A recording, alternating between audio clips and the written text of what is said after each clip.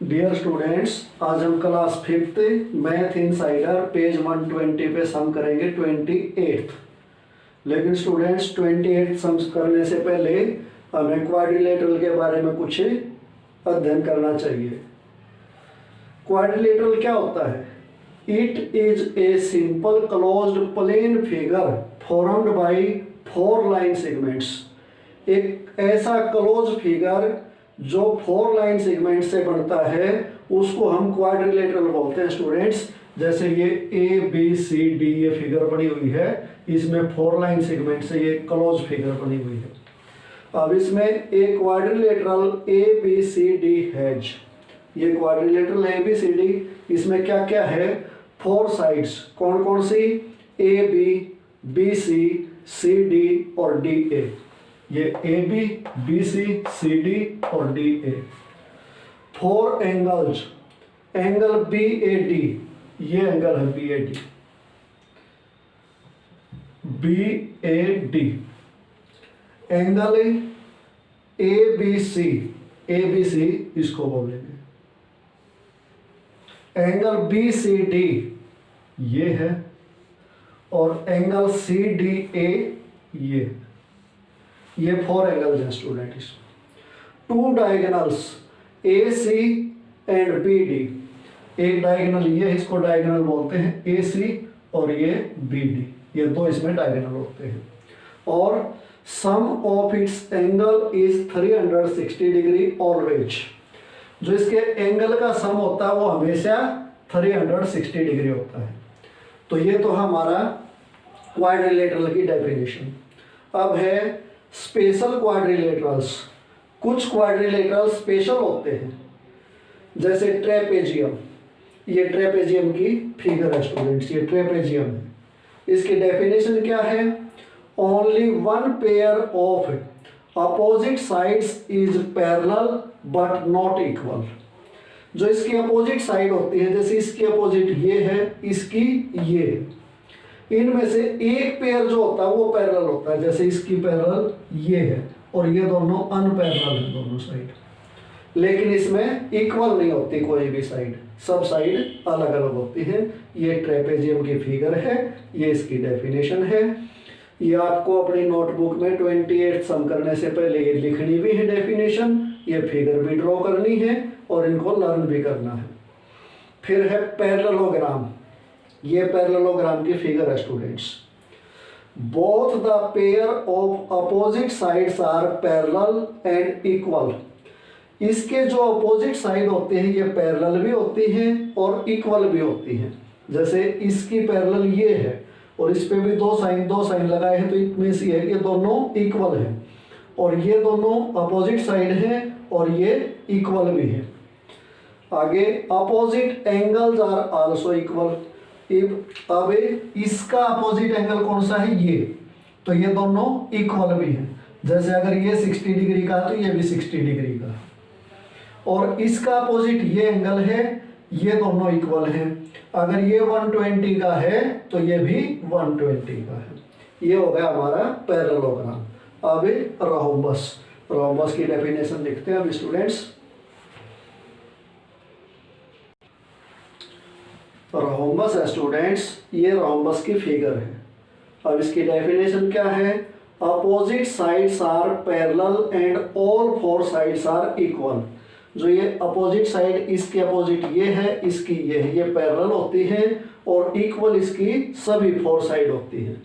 Opposite angles are also equal. Opposite angle भी equal होते हैं। इसका अपोजिट ये है तो ये दोनों इक्वल है। अगर ये 50 का तो ये भी 50 का। इसका अपोजिट ये है तो ये दोनों इक्वल है। अगर ये 100 का तो ये भी 100 का। नेक्स्ट है रेक्टेंगल। रेक्टेंगल की ये फिगर है स्टूडेंट्स। इसकी डेफिनेशन क्या है? Opposite sides are parallel and equal. जो इसके अपोजिट साइड होती हैं वो पैरेलल होती हैं और इक्वल होती है। इसके अपोजिट ये, इसके अपोजिट ये। Each angle is a right angle. प्रत्येक एंगल 90 डिग्री का है। राइट एंगल क्या होता है? 90 डिग्री का। प्रत्येक इसका जो एंगल है वो 90 डिग्री का, सभी एंगल 90 डिग्री के। Next square. स्क्वायर की देखो ये फिगर है और इसकी डेफिनेशन क्या है? Opposite sides are parallel and all the four sides are equal. इसकी अपोजिट साइड पैरेलल होती है, इसकी पैरेलल ये, इसकी पैरेलल ये, और सभी फोर साइड इसकी इक्वल होती है, ये भी, ये भी, ये भी, ये भी, सभी equal. Each angle is a right angle, और इसका प्रत्येक एंगल 90 डिग्री का होता है। ये अपनी स्क्वायर की डेफिनेशन होगी स्टूडेंट्स। अब 28 सम करते हैं।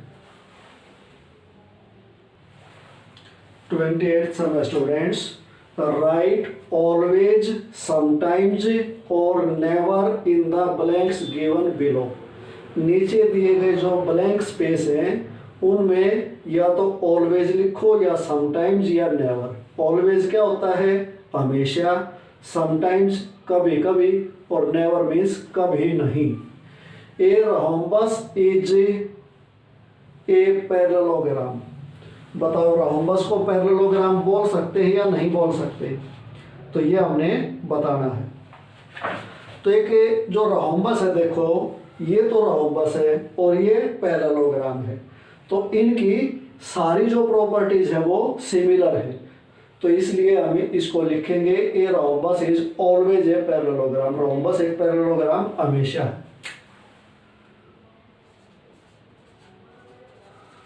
जो रोम्बस होता है ये पैरेललोग्राम की सभी जो प्रॉपर्टीज है उनको पूरा करता है। ए स्क्वायर इज ए क्वाड्रिलेटरल। तो जो स्क्वायर होता है वो हमेशा क्वाड्रिलेटरल होता है। क्वाड्रिलेटरल क्या होता है? जिसकी 4 साइड हो, और स्क्वायर की भी 4 साइड होती है। तो ये हो गया always. A rhombus is a square.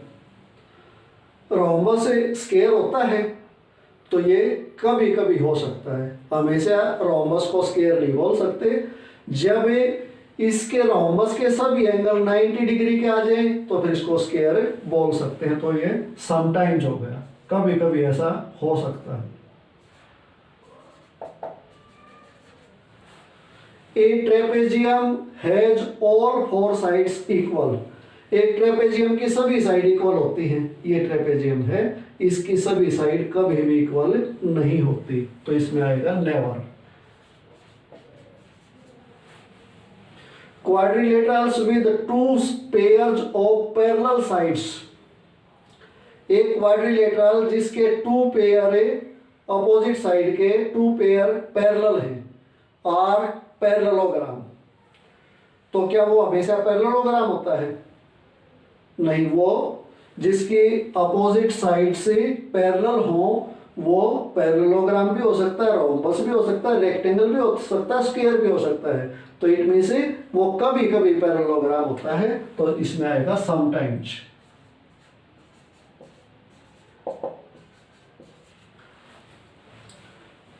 Polygon with all right angles square.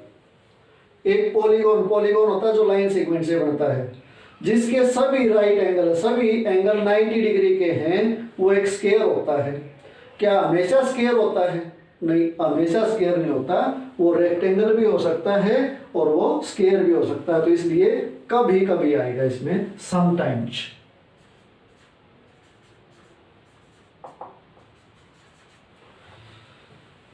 Next है ए polygon with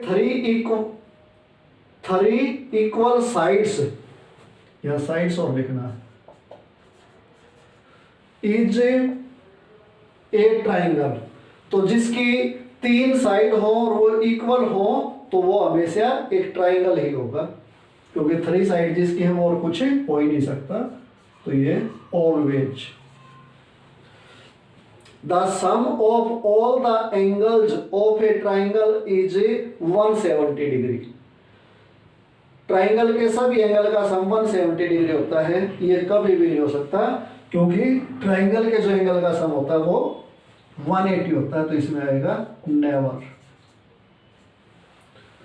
the sum of all the angles of a quadrilateral is 360 degree.